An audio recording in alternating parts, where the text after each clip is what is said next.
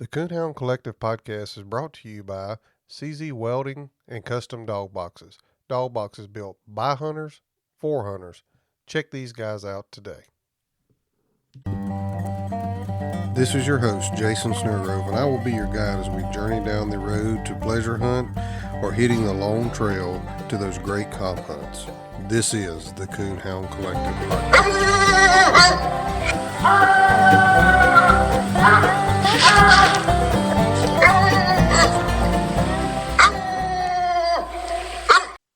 I would like to take another opportunity to go out and tell everybody to be sure and join the United English Breeders and Fanciers Association. I know I sound like a broken record, but you don't even have to have an English dog. I mean, if you got black and tan, we'll still take you. So be sure and go over and join the association. We'd be glad to have you. I guess that's so because I had a black and tan first. So, I mean, we take people with walker dogs, so we ain't picking. Man.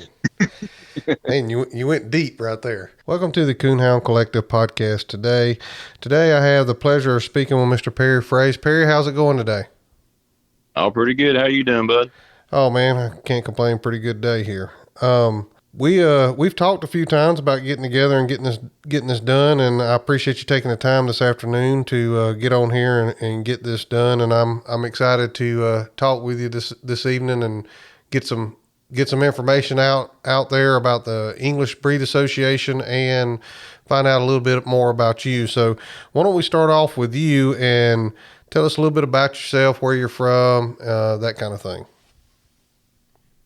My name is Perry Fraze. I'm 45 years old, and for my entire life, I've lived in Crawford County, Indiana.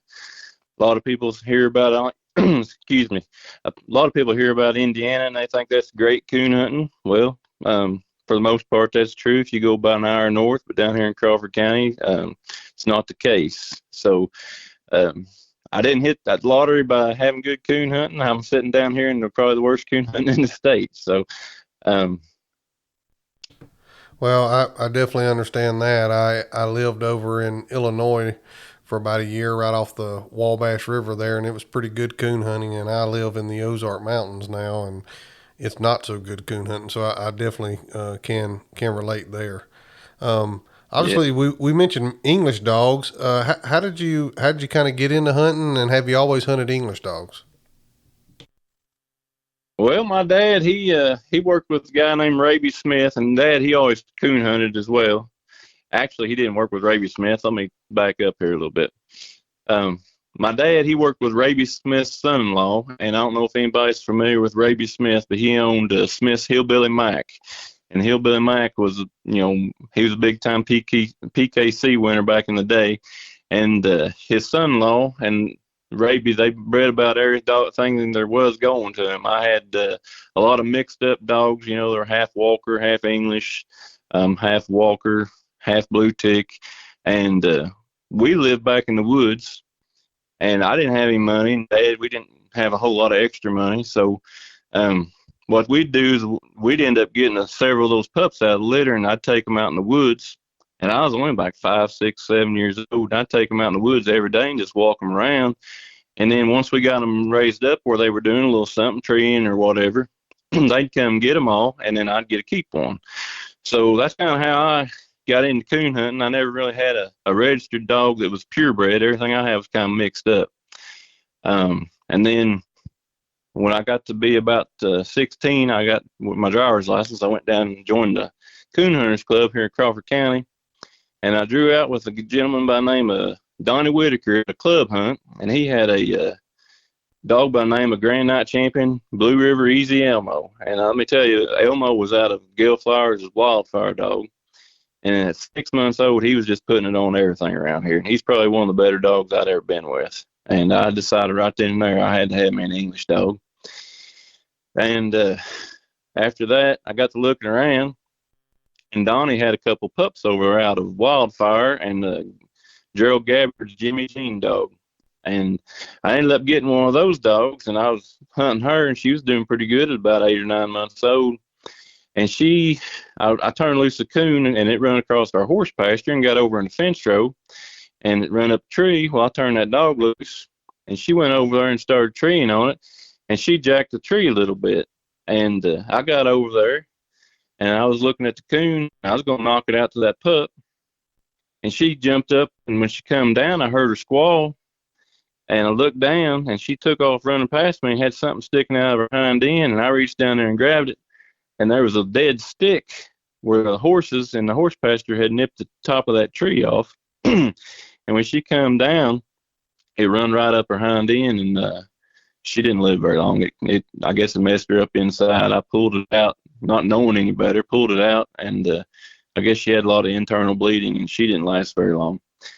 So I was without a dog again, and Donnie Whitaker, he had a litter mate to her that was doing pretty good, but she was bad on deer. So I ended up buying her, and she turned into a pretty decent dog. And I hunted her about every night, and she treated several coons, and she's the type of dog that if you hunted her every night, she looked really good. Or let me back up, she looked pretty good.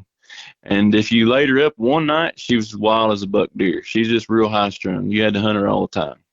And that's pretty much the story on her.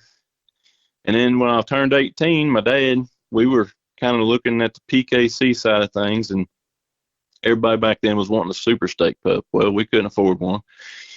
So in the back of the bloodlines, there was an ad for some super steaks pups out of Woodstock Grizzly and Barker's Blue Striker, and they was located in West Virginia. And we ended up calling about them because they was $100.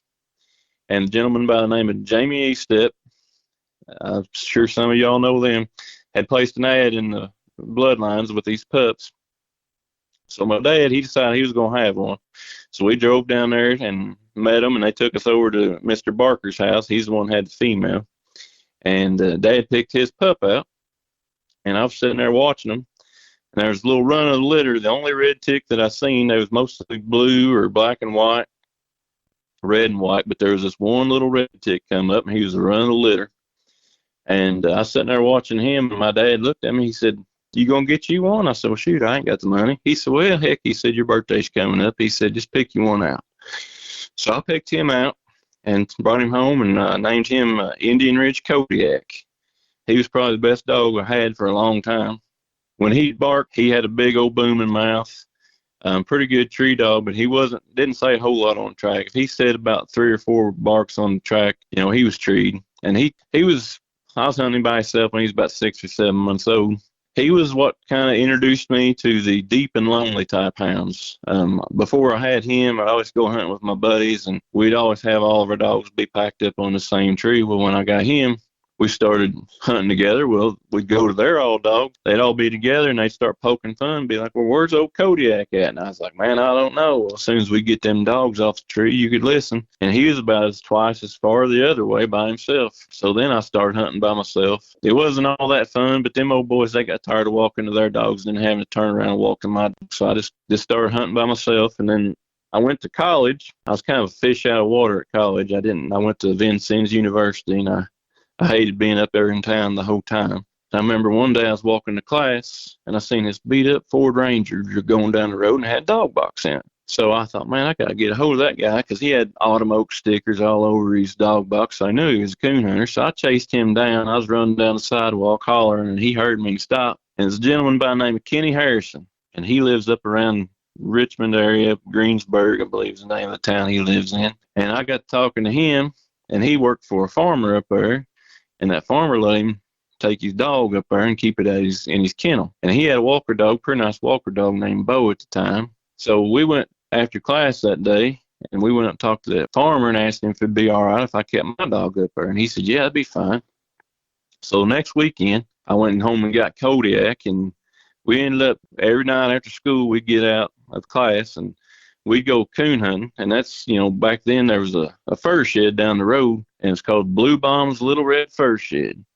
Back then, you could get $8 or $10 for a coon, and that's how I paid for my groceries and other things that I needed in college, was by going coon hunting after class. And then once I got out of college, I was hunting Kodiak pretty regular, and I ended up taking him to Autumn Oaks in 1998. And I've only hunted in Autumn Oaks 2 times. I hunted in 98 on a Friday night hunting my dad's dog, and we kind of got Drew out close to the interstate, so I withdrew. And then I hunted it the very next night, hunting Kodiak, and I ended up getting a high-scoring English male dog and then fourth place registered. I don't handle a lot anymore. So most of you that know me know I don't hear the best. So I can hear the dogs, but a lot of times I can't tell them apart.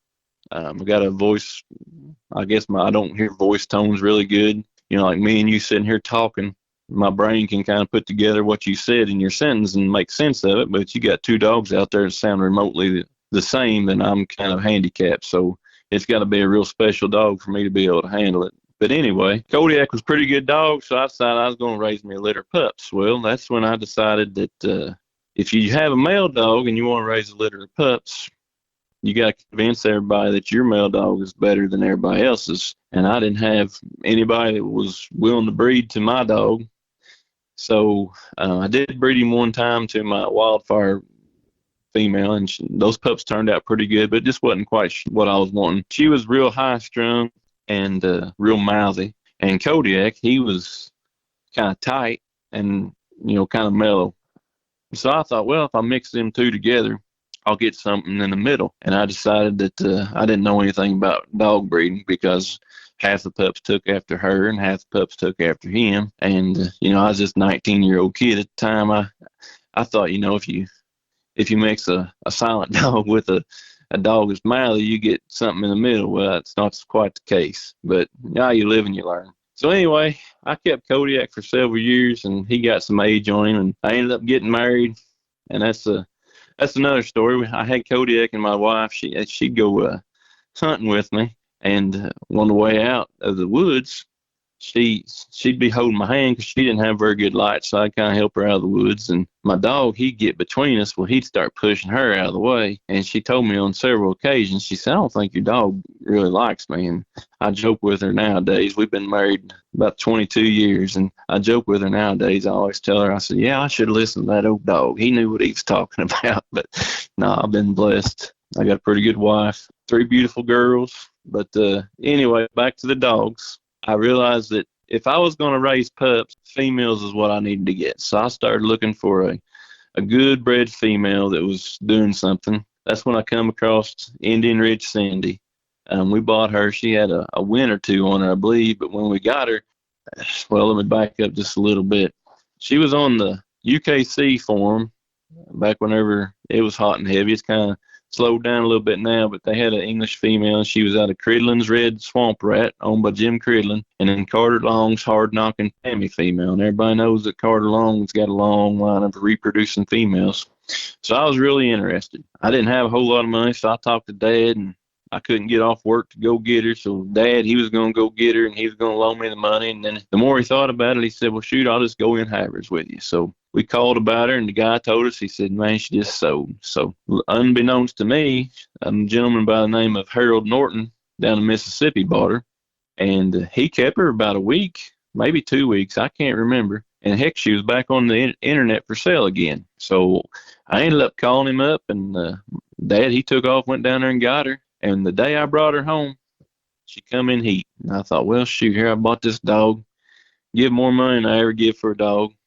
And now I've got to wait 3 weeks to take her hunting. So she sat in the kennel for a long time, and I got her out. And when I first started hunting her, I was like, man, I kind of messed up with this dog because she wasn't all that great. She didn't hunt very wide. In my country, you kind of need a dog that would go hunting. The more I hunted her, the better I liked her. We started putting her in a few PKC hunts. And like I said, I'm really no handler because I don't hear the best. We was winning a little bit with her. And I don't know, a lot of people know my buddy Jason Reiser. I kind of cornered Jason one evening at a hunt. And I told him, I said, hey, I said, I'd like for you to handle this female for me if you don't care. I think he was kind of in between dogs. So he started hunting with her, and he'll be honest with you, first couple of times he went with her, he didn't like her either. She didn't show him much. But the more we hunted her, the better she got, and she just kept getting better and better and better. We had pretty good luck with her. We made her night champion and the PKC champion at a year old. And then we started breeding her to some heavier or some well-known studs. We bred her to a Swamp Cat first. And then after that, I think we bred her to Main Street Roy. We drew Stanley Nichols a couple times, and he was hunting Max, which was Max is a half brother to her. They got the same mama. Hard Knock and Tammy is both of their mother. He wanted to breed Roy to her, and that produced the 2013 UKC World Champion John the Baptist. And then a brother to Rory Cows's Big River Jesse Lee. I'll be honest with you, I had hunted with a lot of the pups out of her and those big name dogs, and they were some nice dogs in every one of those litters. But I don't have very good luck picking a pup, and it seemed like I always picked the dud. And I told my dad, I said, you know what? I said, I'm tired of breeding to all these big name dogs. I said, the next dog that we breed to, I said, I'm going to go hunting with it and see what I think about how it's going to complement the traits of her and see what we get. And I called Rory Cows up. He had that dog, that Jesse Lee dog, and he wasn't very old at the time. Matter of fact, when we bred to him, he was just a registered dog, but he'd been doing some winning. And if anybody knows Rory Cows, they know that he keeps pretty good dogs. And if you just look at the dogs he's owned, I mean, shoot, he's owned some world beaters. So I went hunting with him, and Jesse Lee, he treed 3 coons on Cindy, and she blew in there and treated a possum. And I was embarrassed as heck. I told him, I said, man, I said, I know you probably don't want to breed this dog, but I said, I really feel it would work out. I said, I liked his style. I said, I think it would compliment her quite a bit. I said, I'll be honest with you. I said, I wouldn't blame you if you didn't breed to her. She didn't show you anything. We talked it over, and he said, I'll tell you what, he said, I've seen her around. He said, I've talked to some people. He said, I know she's a lot better dog than what she showed tonight. He said, when time's right, he said, we'll make her happen. So out of that litter, it produced Big River Cindy. And Big River Cindy was owned by my buddies Jason Reiser and Jason Webster.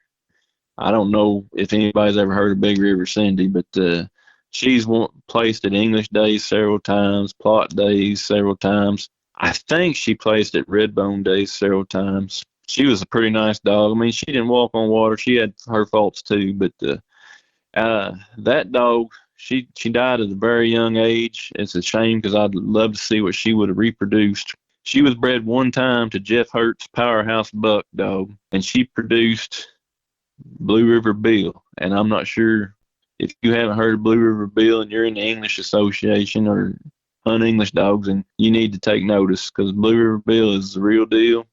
He's a go yonder, get deep, get struck, get treed, have the coon dog. He's won the champion of champion hunts at the United English Breeders and Fanciers at the English Days. He's won it the past 2 years. Not this past year, but in 2021, he was the world champion English dog at the UKC World Championship. In 2020, I think he made the top 25. If he didn't, he was like 27th. I'm not sure. And then the dog wins anywhere you put him down. And his handler, Jason Webster, he's top notch too. And I'm actually hunting a pup out of him and another dog that goes back to old Cindy. So that's pretty much where I'm at with the coon dogs. And a little bit of history about me, but Cindy, the old Cindy dog, Indian Ridge Cindy, she actually made the Hall of Fame in 2020 with the United English Breeders and Fanciers Association. And, she didn't walk on water, but I tell you what, there were some nights that she really looked good, and she was a pleasure to hunt, and I really miss hunting her. Hey guys, this is Jason at the Coonhound Collective podcast. Maybe you've been out hunting and noticed that your dog box is getting a little beat and banged up, and you're looking for something new. Well, let me help you point in the right direction here. Go see my friends over at CZ Welding and Custom Dog Boxes. Get a hold of Nathan Kaufman. They're on Facebook, and he can fix you up with a dog box. Make sure you tell him Jason sent you over there. He'll get you a good deal on a custom box. You'll get something that you can enjoy for years to come, that's built right, that's built to be with you for a long time. Nathan uses what he builds, and it's a quality product. Not only that, go support someone like CZ Welding and Fabrication. Nathan stepped forward, and he's donated some boxes for some raffles, some benefit hunts, some youth events that's been able to be raffled off to raise some money for those things. And we want to help those guys out that help our sport. So go over, check my friends out at CZ Welding and Custom Dog Boxes. Give Nathan Kaufman a call and do business with a true hunter. These are dog boxes built by hunters, for hunters. CZ Welding Custom Dog Boxes. Go check them out today.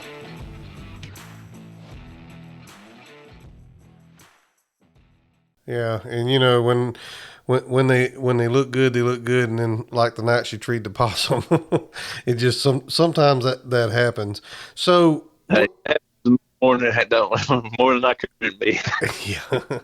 So where did the name before we move on? Where did the name Indian Ridge come from for your kennel?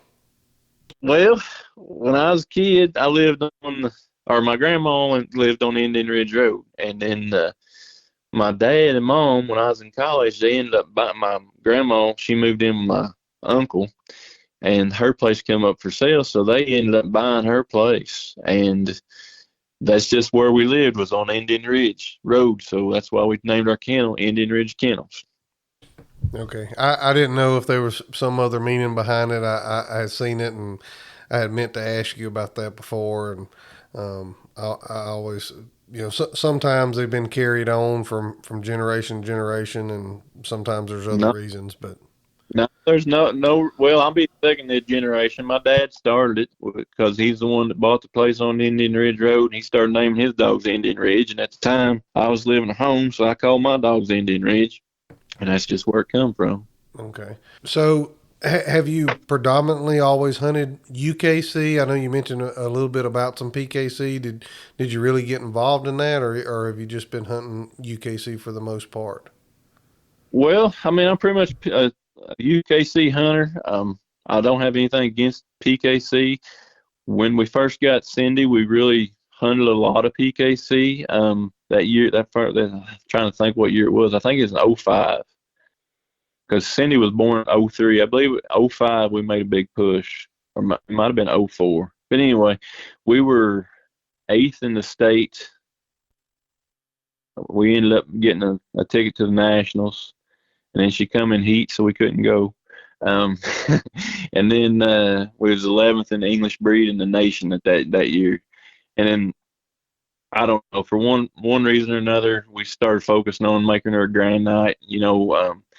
About that time is when the economy collapsed and gas got to as high as it is now. And I was working, at that time my wife was staying home with the kids, and between me and my dad and my buddy Jason Reiser, we all kind of owned Cindy together, and we split the cost three ways. But to be honest with you, if we wouldn't have done that, we'd never been able to push the race because it's not like it is now. We've made a lot of our money at $30 hunts and $60 hunts, and we beat the roads. And my dad, he worked a lot.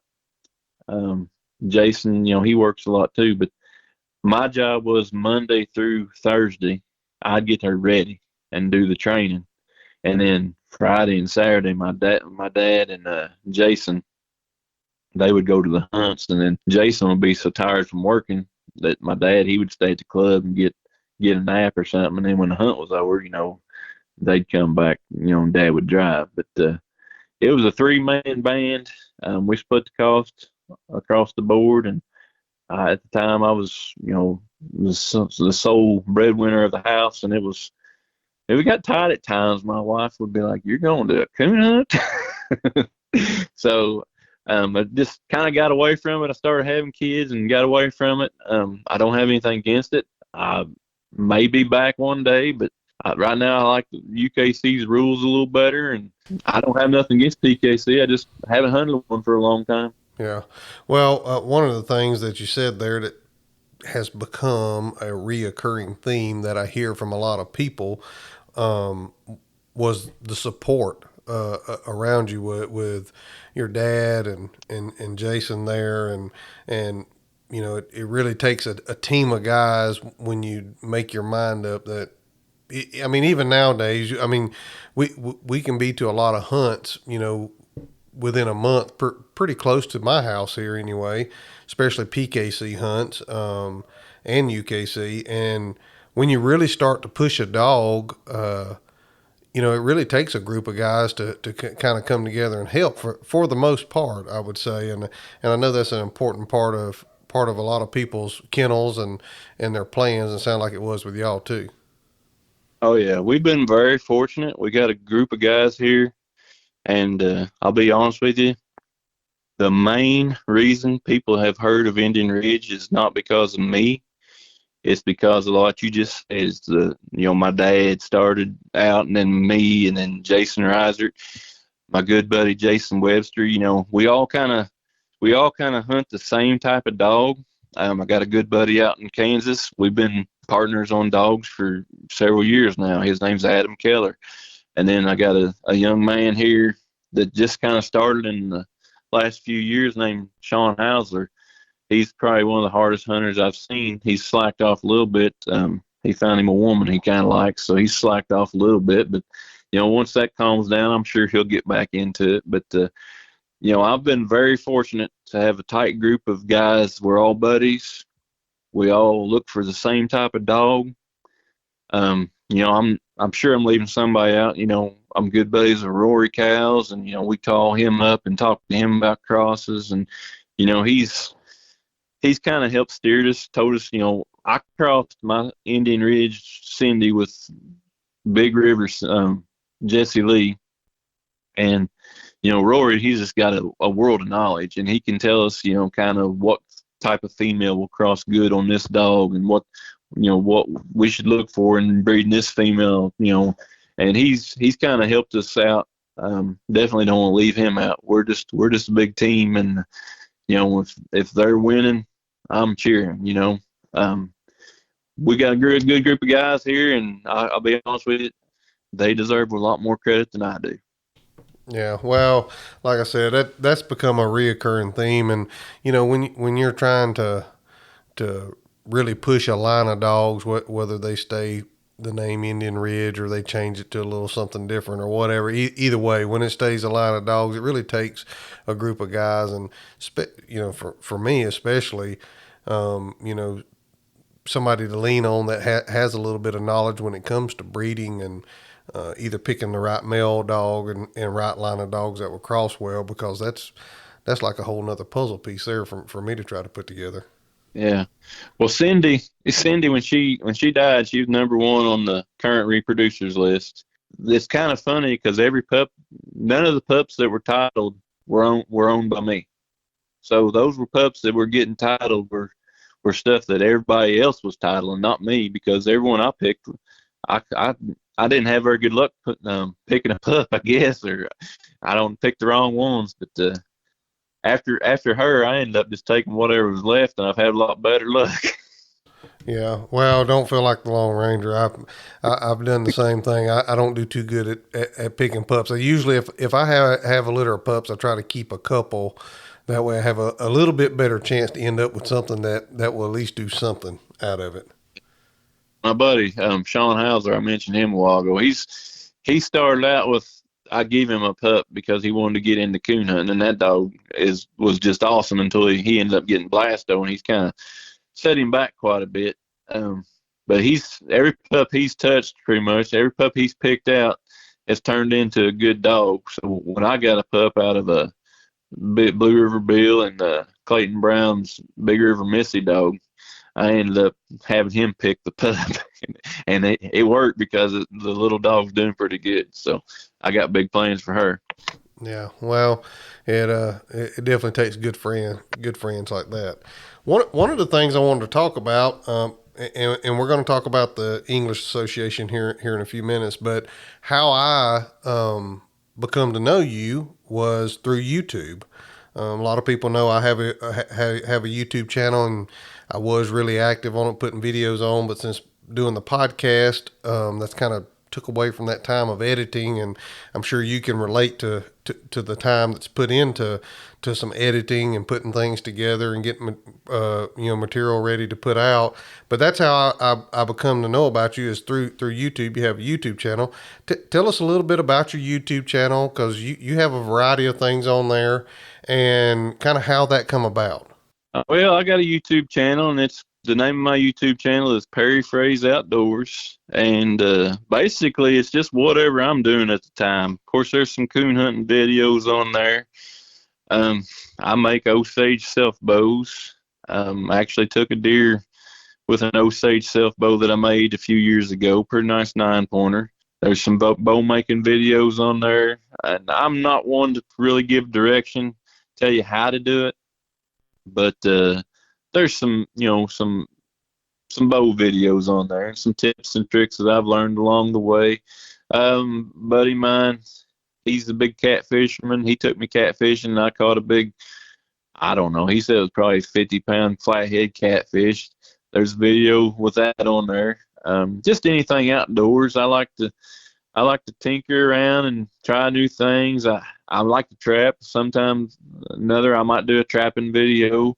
I go out west elk hunting, or there's some videos. I'm not a real successful elk hunter because I hunt with a recurve or a self bow. So there'll be some videos of my elk hunting adventures where, just basically right now it's just scenes. I've not got any kills on camera yet. Matter of fact, I ain't ever killed an elk, but if I'd had a compound, I probably could have killed 5 or 6, but I'm the type of guy just going to do it on my own terms. But as far as that goes, I mean, I would appreciate you if you get a chance to go out there on YouTube, look me up, Perry Fraze Outdoors. I think right now I'm sitting at about 880 subscribers. I would really like to hit 1,000 subscribers. That's been a goal of mine, but it seems unattainable at the time. But if you're on there, just take 2 seconds and hit that subscribe button. I'd really appreciate it. I'm getting ready to put out some more videos. I haven't put out any videos in the last few weeks, but I've got a few ideas working in the background. Hope to get some new ones out there soon. Yeah, and if you're listening, you're not subscribed to Perry, just go over to YouTube, look him up, definitely click subscribe, support him, help him get to those 1,000 subscribers, because that's a tough number. I know. I thought it was going to take me forever just to get to 500. So I know pushing to try to get 1,000. That's a goal of a lot of YouTubers, and it's definitely a big mark to hit. So if y'all could help Perry out and go over and click subscribe, don't cost a dime to do it. I've been asked this before, and YouTube, is free. And when you click subscribe, it don't charge you anything. Just go over and click subscribe. It helps him out and helps support him. So Perry, how did the YouTube channel come about? What made you think, hey, I'm gonna video that and put it on YouTube? Well, I had a buddy of mine named Rob Walton. He's real good with cameras and is always taking some awesome pictures. And he started a YouTube channel. And to be honest with you, I kind of thought, that ain't for me. I ain't going to do that. But the more I watched him, the more I got interested in it. So I started buying some cameras and whatnot, and we've made a few videos. I'm kind of co-starring some of his videos, some of his early videos. And we'd go out west on these hunts, and we would basically take both, I'd have my camera rolling, he'd have his camera rolling. Well, then I'd just give all my footage to him, and he would edit it and make it into a video. And then the more I watched it, the more I got interested in it. And then I've got 3 daughters, and when they were little, I was a really cool dad. They thought, man, Dad, hanging out with Dad's great. But as they get older and get into their teens, and even my oldest daughter, she's 20 now, I'm not as cool, So I find myself sitting in the background while they hang out with Mom, and they don't really know what Dad's up to anymore because they don't hang out with him. So I thought, well, maybe this would be a good way for my legacy, I guess, if you would.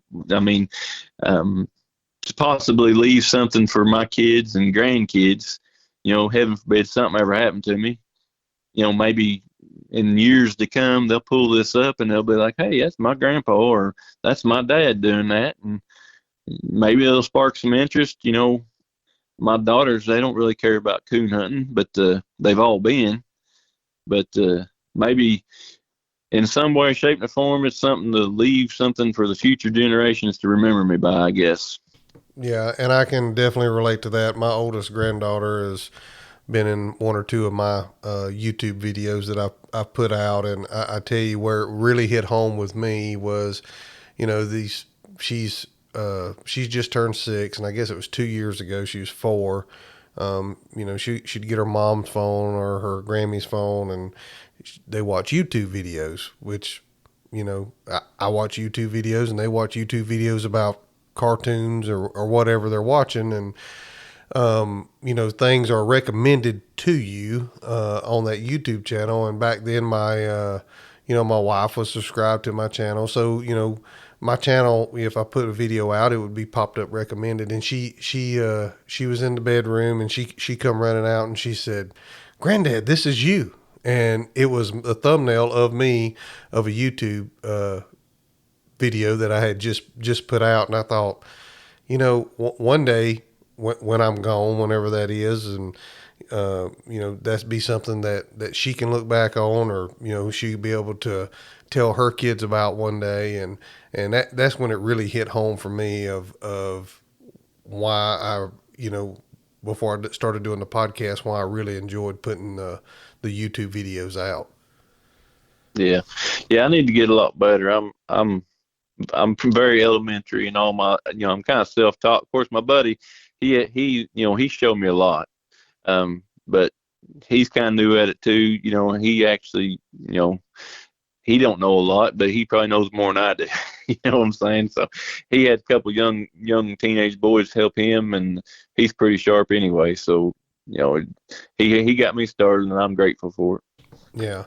Well, and that's, I have recently backed the podcast off to bi-weekly, and there's a couple reasons for that. One, it was in the middle of deer season. And a lot of my landowners, out of respect to them, we only get 10 days to hunt with a rifle in Missouri. And out of respect to them, I try not to run my dogs. Not that I think dogs affect deer or nothing else, but I just don't want no issues with my landowners that give me permission to hunt the rest of the year when it ain't gun season. I mean, it's 10 days. I can take a break for 10 days. And another reason is I'm pushing some young dogs. I'm trying to get some puppies ready. And, I really want to get back to recording some YouTube videos this winter, that I can work on when I'm not busy, and then I have time to edit to put out, to kind of mix in with some of these podcasts that go onto the YouTube channel. So, it's a lot more work than I think what people realize. It's more than just grabbing a camera and going to the woods and shooting a little video and throwing it on there. Oh yeah, yeah.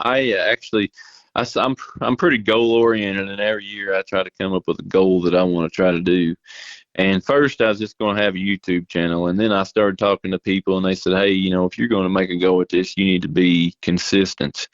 So then I decided I was going to do one video a week for a year, and I did that. And some videos were good, some videos were not so good, but it takes a lot of work to shoot, film, and edit film, and come up with ideas to film, and put out a halfway decent video for 52 weeks out of the year. And I have recently kind of slacked off for about the last 3 or 4 weeks, but my goal this year is to still put out videos, but I'm wanting to put out better quality videos. So hopefully, people will like them and tell their friends about them, and then they'll keep watching them. Yeah, for sure. Well, for sure, it's Perry Fraze Outdoors. Y'all go over to YouTube, check it out. Make sure you click the subscribe button while you're over there. And if you're, watching a video, leave him a comment in there and let him know that you're supporting him and you appreciate the stuff he's putting out. I guess we'll move into the.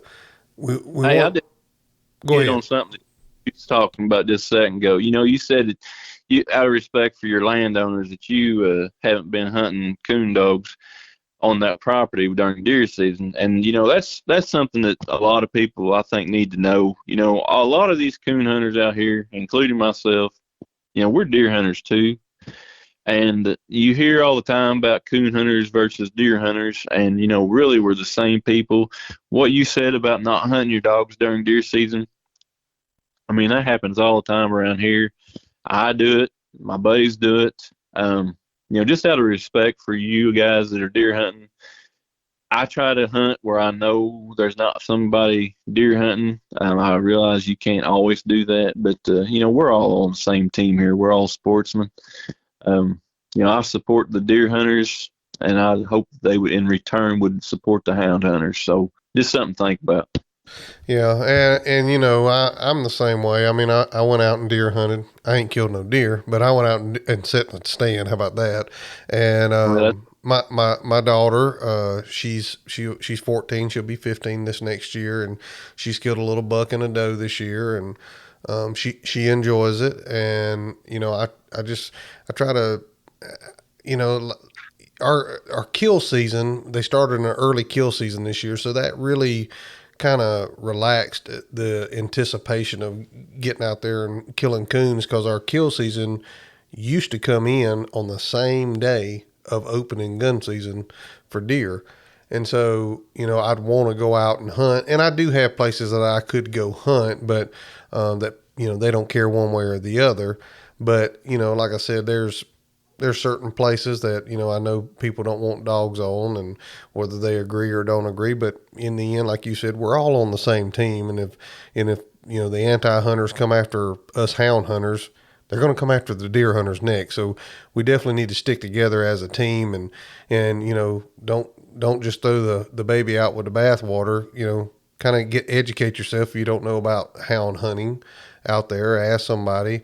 I think you'd find out that we're a pretty good group of guys that are willing to work with anybody, and to for the common good of hunting in general.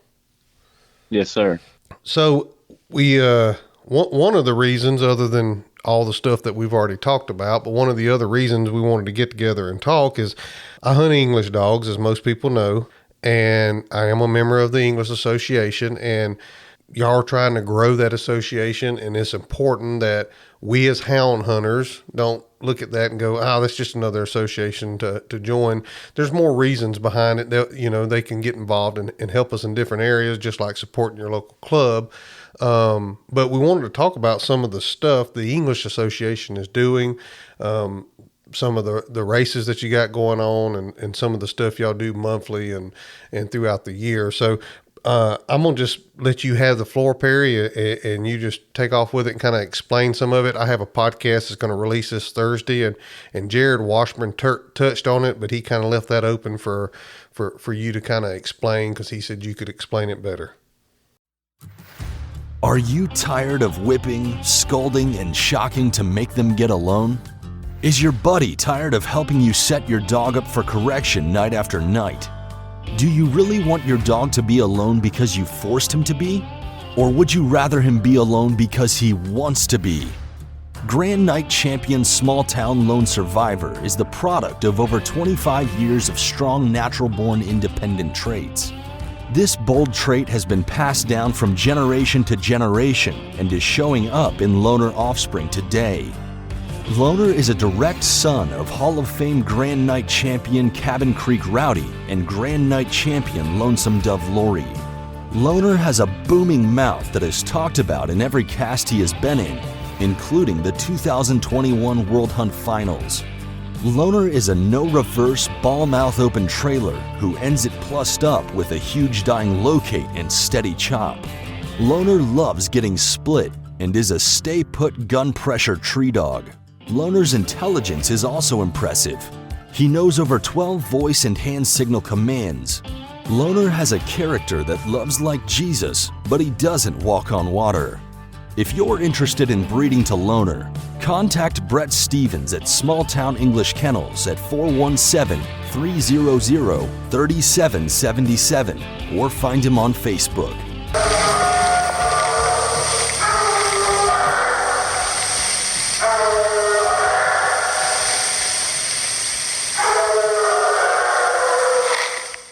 If you're interested in running a stud ad for your dog here on the Coonhound Collective podcast, reach out to us at thecoonhoundcollective@gmail.com. Send us a message through Facebook or Instagram, and we'll be glad to get with you to get you an ad built and get you pricing on all of our ads.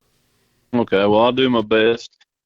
First and foremost, I'd like to encourage everybody to enjoy or to join their breed association of choice. And to be honest with you, I think you should probably join more than one.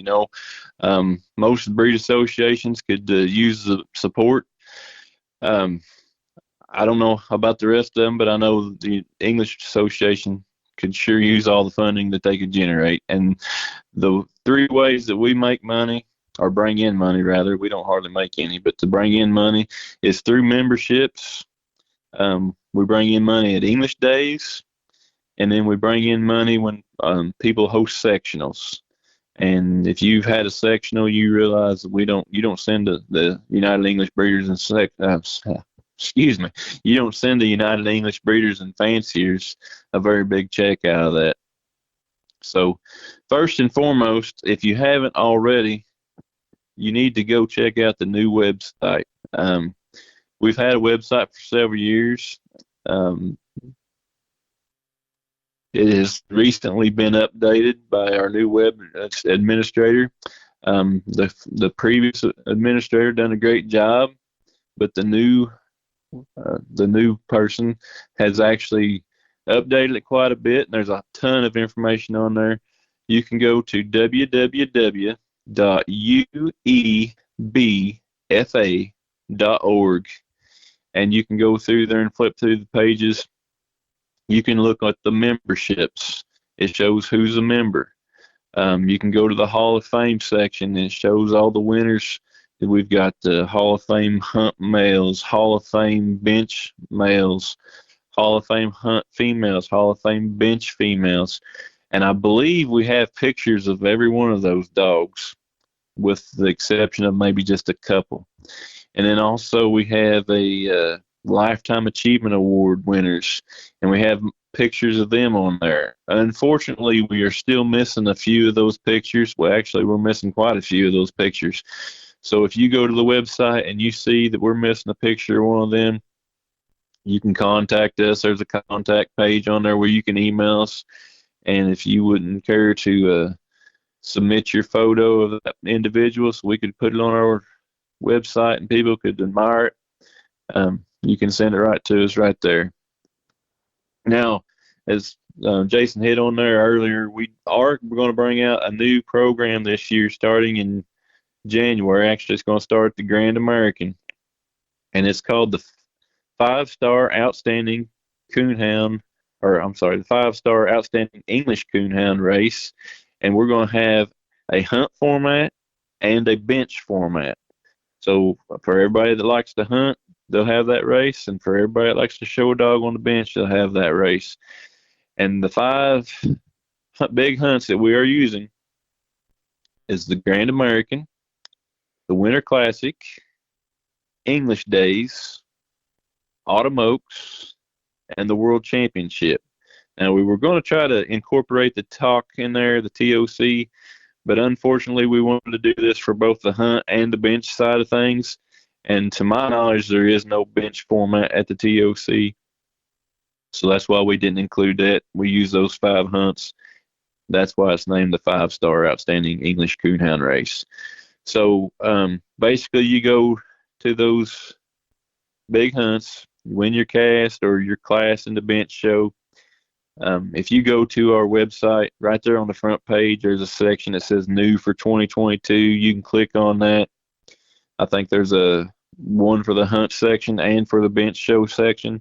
There's a flyer that kind of shows how it's all going to break down with the point system and the tiebreakers at the end of the year. So basically, the race will start at the Grand American. It'll continue through the year to the World Championship.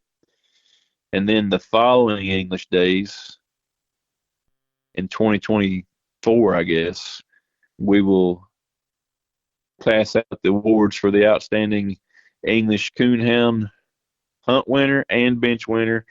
And right now, all that's on the prize package is $1,000 prize. So that's something to work towards. Also, I'd like to talk about our Champion of Champions hunt. It's something we've had a long time. It used to be called the Invitational Hunt. There's several ways to qualify for it. You can qualify with a cast win at any major hunt. I believe it's, and these are just off the top of my head, I didn't take notes for this, I apologize, but I believe it's if you get a cast win at the Grand American, Winter Classic, English Days, Autumn Oaks, World Championship, you have to finish in the top, I think it's the top 20. Same way with the TOC, it's the top 20 or something. Anyway, you can also qualify at an English sectional. So if you clubs out there want to have an English sectional, you can call up our sectional director, and that's Big Philip King. You can find his contact information on our website. He is also the chairman, and he'll get you. I'm sorry, he's also the treasurer. Just forgive me. I was skim reading my notes here. But if you want to have an English sectional, you can get plaques through the association. We contract them out and have them shipped directly to you, and that's a flat rate of $150. I'll be honest with you, you don't want to do that. If you're okay with just doing certificates, it's not going to cost you but $2 a dog is all you're going to pay the English Association. If you will have to have plaques, we can get you plaques, but as low as the numbers are for the hunts around my part of the country, there's no way I could come out on that. So we always try to do the certificates at $2 a dog, and then that way you can try to make you a little bit of money. We would like to encourage you to have sectionals, because it seems like we don't have very many sectionals. And when you do have sectionals, we'd like to encourage you to push some memberships. A lot of people don't know this, but the cost of English days for the guides, the judges, the trophies, the other prizes, what we pay to the host club. We also provide a meal for our members. It's roughly $20,000. And just for some quick numbers, membership costs $30. We currently have 469 members. If each one of those 469 members paid $30, that's going to equate to $14,070. Now, granted, we're going to take in some money at English days to kind of help offset the cost, but if you do the math, you can see why we need everybody to join and support our breed association. I, for one, love going to English days. I want to make sure it's there for years to come. But, if we can't get people to be excited about the association and support it with their membership, then I fear that, our days are probably going to be numbered. We're in pretty good shape right now, but to be honest with you, we need to find a way to generate some memberships. And that's why we did come out with this 5-star outstanding English coonhound race, to kind of get people excited about it and want to join. Actually, that is one of the rules. In order to be eligible for the 5-star race, you have to be a member. All registered dog owners have to be paid members, and all handlers have to be paid members. And we just do that because, guys, we're out here trying to support our English hunters and our members. And if you're not going to support the association, I hate to say it, but, you're not going to be eligible for our prizes. If you go to a big hunt and you are the highest scoring English dog, the association pays for that trophy. It's going to go to the member. It's for our members, not for just everybody. It's for our members. Hey Perry, let me jump in here just a minute. So $20,000 put on English days. That's less than 700 members, just shy of 700 members to break even, to put Yes. that on. And Now, I just clicked over here to the membership page on Facebook. There's 1,300 people on that page. So yes, sir. we need the rest of y'all to pay your membership, help support the English Association. So, they're doing other things, and Perry's going to talk about that here in just a minute. I'm just putting my 2 cents in. There's 1,300 members over here on that page. So there's obviously people that have not paid their membership. So pay your membership up. That will help the association to be able to put that hunt on a lot easier. And not only that, the association ain't in this making a big bunch of money. They're going to put that money back into to us, to you, the hunter, in bigger prizes, better prizes, different things like that. So I just want to step in real quick and kind of put that out there. They're close. They're real close. They just need a couple hundred more members. And there's obviously a lot more people out there following the English Association than there are members. So just go over to the website, like you said, and there's a place where you can join up and get your membership paid. Yeah, you're exactly right. I mean, we're not out here trying to make a profit. The biggest complaint I hear about English days or even the trophies we send to the bigger hunts. Everybody wants to win bigger prizes, bigger this. I'm not a member because they don't do this. Well, they don't do that. Well, we would love to do that. But to be honest with you, if you're not paying the membership fee to support your breed association, that's taking money out of our pockets. So, we got to support all of our, hunt winners. We got to support our bench show winners. We want to take care of all of our members, but if we're limited on funds and we got to try to spread the wealth, that cuts into that prize package. So, a lot of breed associations have a big following. For whatever reason, I don't understand it. I've only been on the board for a couple of years. I would have thought our membership numbers would have been a lot more than what they are. And actually, out of the 469 members, there's probably, just a rough guess, I bet 20 of them are lifetime members that don't have to pay a membership fee.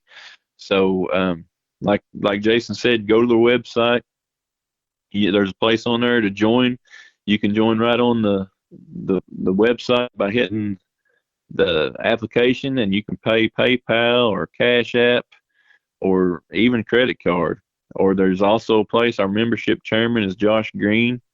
You can click on that there on the website and get his information. You can fill out all your information, send it to Josh with your $30 membership, and he'll send you a membership card. Or the other way you can join is at an English sectional or at any big hunt. You see our booth set up.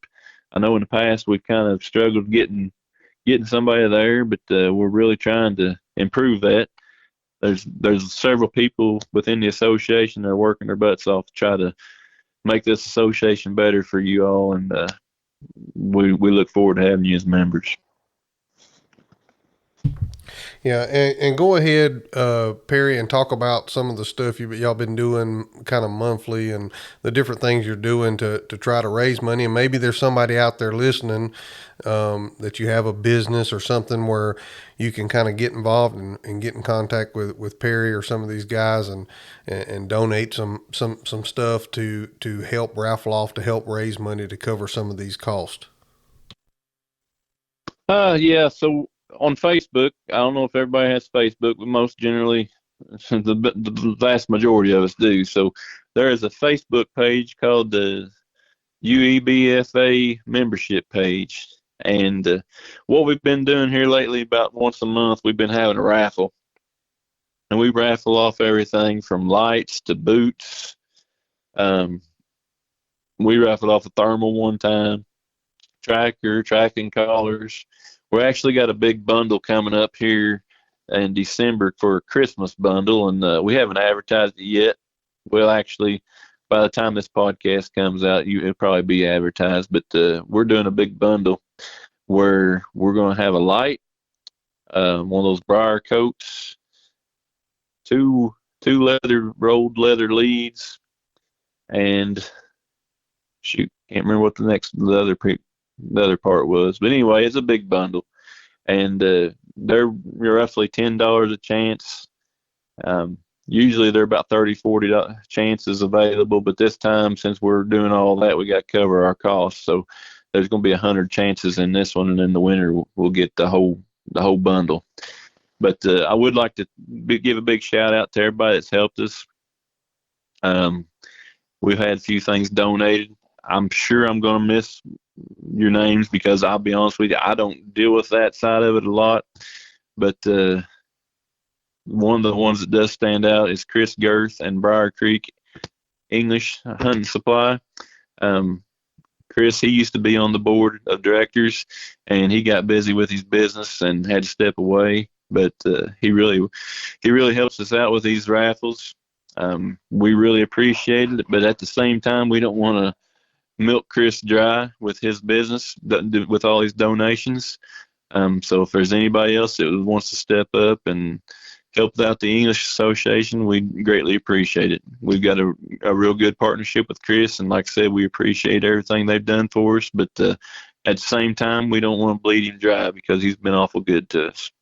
Yeah, that's for sure, and that's the reason why I said what I said. There's some other people that listen to this podcast that has some businesses. This is free advertisement for you. You donate something or give it, at a discounted rate that they could raffle it off. Your name's going to get mentioned. Like I said, there's 1,300 members on the membership page, so there's 1,300 eyes going to be looking at whatever you donate. So that's a good spot to start some advertisement if you're looking for a place to do some advertising, for sure.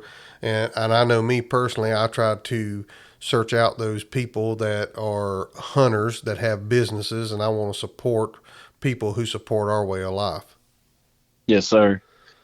Yeah, and then we sell those chances, and we have live drawing. Basically, we go online and go to the random name picker and spin the wheel and put everybody's names on there, and whoever lands on is the winner. I mean, we try to be as open and honest as we can with everything, and like I said, we're just looking to grow our membership. Yeah, and like I said, there's plenty of people following that page that are not members that we would really. I know Perry would, and me as a member, I'm a member of the English Association and the Black and Tan Association, and I know that the English Association would really appreciate your support if you're following that page and you're not a member. I done it since Perry was sitting here talking. Clicked on the website, went down, click become a member. You go down through there and you can see if maybe you forgot to pay your membership or whatever. You can go down through there and see if your name's on the list, and if it's not, you can just click a button right there, and it's right on the front page where you can join. Real simple, real easy to do, and that's the way the world is now. We want it simple and easy, and I don't think you can get no easier than that. Yeah, if you look at that page, the membership page, you'll notice that the memberships expire. I believe it's May 31st of 2023. At the last English days at our meeting, they voted to have the memberships run from English days to English days. So we had to have a cutoff. So we picked May 31st. So back to those races, you have to be a member for your points to count. So let's say you're at the Grand American and you get some points and you're a member, and then you're at Winter Classic and you get some points and you're a member. But then the English days rolls around and your membership expires on May 31st, and for whatever reason you decide not to renew, but you go to English days and you win, but your points ain't going to count because you didn't renew your membership. So just be mindful that based on what they voted on last year at the English days meeting, that your membership's going to expire mid-year. So in order to keep running that 5-star English race, you need to renew your English Association dues. That's a little bit confusing because the race goes all year, but your dues expire middle of the year. Yeah, no, that I understand that. So, just pay attention to that, guys. If you're out there and you're running to gain those points, make sure you pay your membership up there at the end of May. 1st of June. That way you can keep to accumulate those points for that race. And if you look at that website, do you have that where you can pull that up? Yeah. If you look at that website and you go to the champions section, if you go to the news feeds and then go to where it says champion, there's a place on there that shows who's qualified for that. And there's also, when we run this race, that's my intention, is going to have a page where you can click on that and you can see the point standings. So you'll kind of be able to see in real time, where you're finishing at in that race. So you can be like, man, I need to pick up some points. Okay. Yeah, I see where it says who is qualified, champions of champions. And so we start this 5 race, we're going to have a section on there just identical to that for the 5-star race. Okay. Well, Perry, we've covered a lot of ground, and I know it's hard to believe, but we've been at this over an hour. And I promised you I wouldn't keep you no more than an hour. So, did we miss anything? Is there anything else that we needed to cover or wanted to cover? Or I would like to take another opportunity to go out and tell everybody to be sure and join the United English Breeders and Fanciers Association. I know I sound like a broken record, but you don't even have to have an English dog. I mean, if you got a black and tan, we'll still take you. So be sure and go over and join the association. We'd be glad to have you. I guess that's so, because I had a black and tan first. So, I mean, we even take people with walker dogs, so we ain't picky. Man. Man, you went deep right there. Anybody we want to talk about or anything before we kind of get to a place to shut this down? Well, I'm sure there's probably a ton of people that I missed that I need to thank or whatever, but I want to thank you for inviting me on here. I really didn't think I was all that interesting, but I was really eager to share what I know about the United English Breeders and Fanciers Association, because that's near and dear to my heart, and I really want to see it grow. I'd really like to thank my old man, Jim Fraze. Without him, I never would have been a coon hunter, and my grandpa, his name was Jim Fraze too. And then, like I said, all my buddies, Jason Reiser, Jason Webster, Sean Hausler, and Rory Cowles, and Adam Keller. Without those guys, what I'm doing right now with my hounds would never be possible. So I would like to take another opportunity to go out and tell everybody to be sure and join the United English Breeders and Fanciers Association. I know I sound like a broken record, but you don't even have to have an English dog. I mean, if you got a black and tan, we'll still take you. So be sure and go over and join the association. We'd be glad to have you. I guess that's so, because I had a black and tan first. So, I mean, we even take people with walker dogs, so we ain't picky. Man. Man, you went deep right there. Well, Perry, I tell you what, I know it's a work night, and I really appreciate you taking time to get on here and kind of tell us a little bit of history about you and kind of how you got into this, and definitely appreciate you sharing the information about the English Breed Association. I think there's kind of maybe would clear up any confusion that may have been out there about what was fixing to take place coming up this year, and kind of get some information out there. And you have an open invitation to come back anytime, even if it's something short that y'all want to get put out. My podcast is open to y'all to get that information put out there to the public. And I want to remind everybody, Perry Fraze Outdoors over on YouTube. Go over, click subscribe. It don't cost a dime. United English and Fancier Breeder Association. Make sure you go over and become a member, join. It's not that much money. You can spend that buying junk at a convenience store. So I do. Go ahead. Our treasurer and sectional director, his name's Philip King, Big Philip King, and he is actually on the transplant list for a liver transplant, and he's just waiting to call, and he's done everything he had to do, all kinds of stuff to get ready for that, and he's just waiting on the call for them to tell him it's time to do it. So if you all would, please keep him in your thoughts and prayers. Yeah, that's for sure. That's most important. Get him back healthy and raring to go for sure. Well, if you don't have anything else, Perry, I think we're to a place that we can shut it down, and I try to keep my promise, keep it close to an hour as possible. And I appreciate you being on here and sharing this information with us today. I appreciate you having me. Yes, sir. Thank you so much. Thanks, guys, for listening to the Coonhound Collective podcast today. We really appreciate you taking your time out of your day to listen to the podcast. If you don't mind, head over to Facebook and give us a like, and head over to Instagram and give us a follow. It's both at the Coonhound Collective. Also, if you would like to reach us here at the Coonhound Collective, you can reach us at thecoonhoundcollective@gmail.com. If there's someone that you would like to hear on the podcast, or a product that you would like to hear talked about, please send it to thecoonhoundcollective@gmail.com. Thanks again. Have a great day.